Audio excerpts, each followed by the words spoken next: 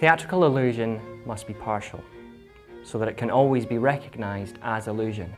Art is not a mirror with which to reflect reality, but a hammer with which to shape it.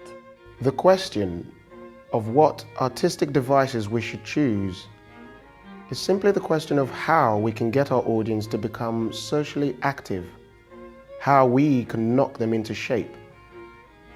We should try out each and every conceivable artistic device which can help towards this aim, whether it's old or new.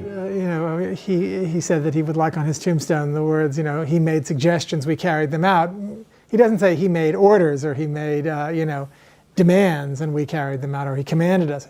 It's that he thought this might work and this might work and that might work, and I think that the theoretical writing is absolutely like that. He really had almost a strangely split mind between the academic part of him that wrote theory and the man of the theatre who refused. He would, even in rehearsal, say, I don't know what idiot wrote this theory, or I don't know what idiot wrote this part of the play. I mean, that said, I think that what one gets from reading the theoretical work is somebody who is grappling with the profoundest truths about the theatre and the very heart of what we talk about when we talk about the quality that we describe as theatrical. He sees a creeping naturalism that he knows in part is going to come from the most unnatural of all media, from film, and he's saying, don't try and compete with this. You're going to lose, and it's not interesting. I mean, I think that what he's really talking about is the essential dialectic of the theatre, which is that it creates an illusion that is both effective and not at the same time, that it asks you to believe deeply in something that you are absolutely aware is artificial and fake, and that you hold both of those feelings and awarenesses, belief and disbelief, in the same place, in the same impossible tension, and that you start to understand through theatre, I think he means to say, the double nature of reality. But that's what life is like. You can have Leona Lewis singing for the boys out in Afghanistan to try and lighten things up. And then 5 minutes after she's gone, poof, and we're not meant to sit comfortably and predict what's going to happen, because that's not what this play is about. And I think the more they throw in things unexpected, the more that they shake you up when you feel like you know where this is going. I mean, the new sort of modern way of talking about it is distanciation. And I think that, it's making the familiar strange and the strange familiar, as he says. And as I was just saying, I feel that there's in a way, theatre does that automatically. Gary Sefton in the play, who's the guy, he plays the sergeant at the start, and he does all the bombs, and he does sound effects. He does the sound effects and various things. That to me is alienation.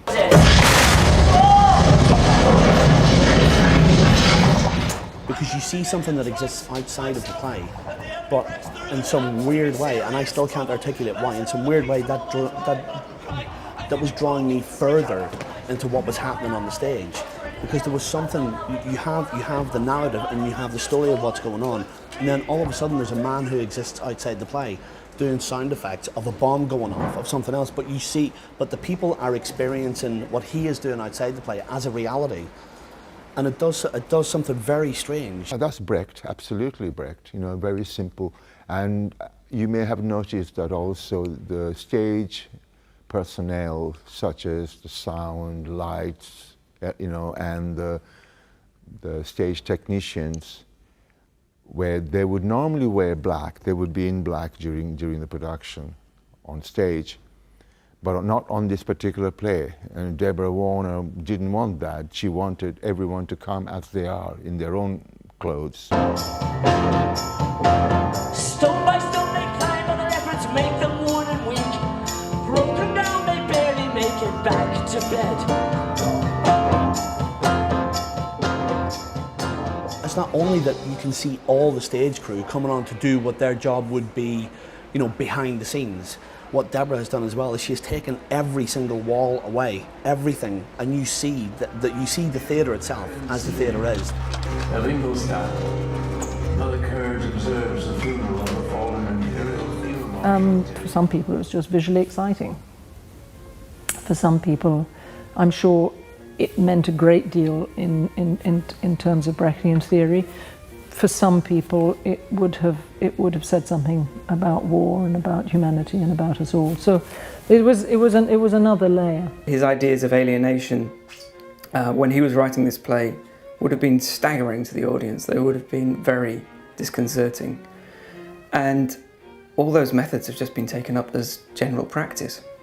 I mean, every play since then, well, not every play, but it's become very typical theatre language to see lights, to have abstract scenery, to have music. All the Brechtian techniques of alienation are used very regularly. I and many of my colleagues, you know, Simon McBurney, me, all of us have made theatre within, you know, the slipstream of this extraordinary miracle of what Brecht actually did.